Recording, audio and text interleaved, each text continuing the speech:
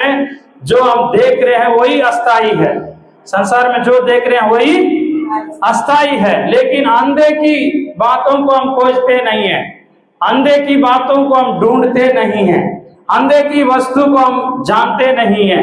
तो इसीलिए इस संसार में जो कुछ भी हम देखते हैं, गाड़ी घोड़ा मकान पैसा सोना चांदी, एकदम जो भी भोजन है सब कुछ नष्ट हो जाएगा। वचन में ये भी लिखा पेट और भोजन भी नष्ट हो जाएगा, पेट और भोजन भी नष्ट हो जाएगा। हमारा जवानी एक दिन खत्म हो जाएगा, हमारी सुंदरता एक दिन खत्म हो जाएगा, हमारा जो है घर मकान एक दिन 50 साल के बाद वो पुराना हो जाएगा।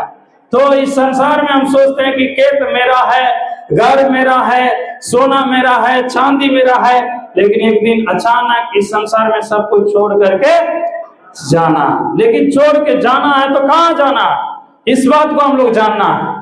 आप छोड़ के जब जाएंगे, अचानक हमारा जीवन यहाँ समाप्त हो जाएगा, अगला जिंदगी का शुरुआत कहाँ होगा? दो जगह है, वही बोल रहे थे, अनंत काल के लिए एक नरक जगह है और अनंत काल के लिए एक अस्थाई जगह स्वर्ग है। अभी स्वर्ग को हम नहीं चुनेंगे, हमको कहाँ जाना पड़ेगा?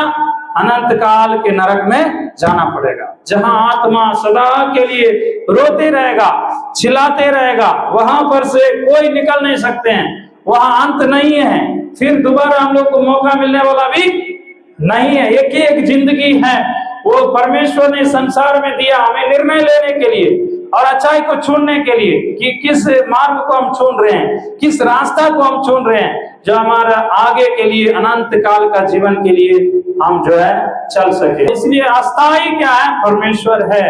अस्थाई क्या है? स्वर्ग राज है। अस्थाई क्या है? परमेश्वर की ये भक्ति जो है यही हमेशा के लिए रहेगा। स्वर्ग में जाने के बाद भी हम परमेश्वर को आराधना करते रहेंगे, परमेश्वर को स्तुति करते रहेंगे। इस संसार में जो कुछ भी हम कर रहे हैं वो सब समाप्त हो जाएगा। इसलिए हम अस्थाई को, सच्चाई को पकड़ना जरूरी है।